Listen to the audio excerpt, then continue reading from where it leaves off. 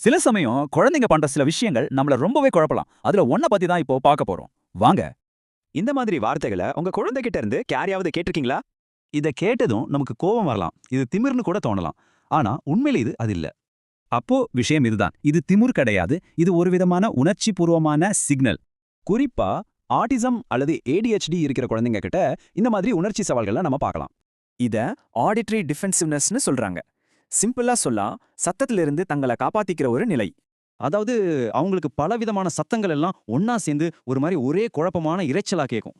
இந்த இரைச்சல் அவங்க நரம்பு மண்டலத்தை ரொம்பவே பாதிச்சு ஒரு விதமான ஃபைட் ஆர் ஃப்ளைட் மோடுக்கு கொண்டு போயிடும்.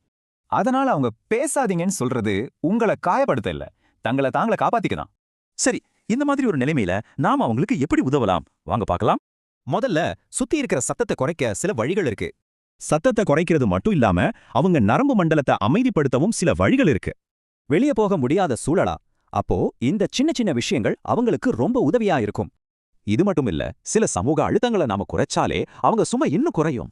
சோ நாம புரிஞ்சுக்க வேண்டியது என்னன்னா, குழந்தை நம்மள கண்ட்ரோல் பண்ண நினைக்கல. மாறா அவங்க உணர்ற அந்த அதிகப்படியான சுமையிலிருந்து தப்பிக்க தான் அப்படி செய்றாங்க. நீங்க அவங்கள புரிஞ்சுக்கிட்டு நடந்தாலே போதும், குழந்தைங்க ரொம்ப பாதுகாப்பா உணர்வாங்க. இந்த பாதுகாப்பு உணர்வு தான் காலப்போக்குல அவங்க தங்கள தாங்களே சரி செய்துக்கிற திறனை வளர்க்கும்.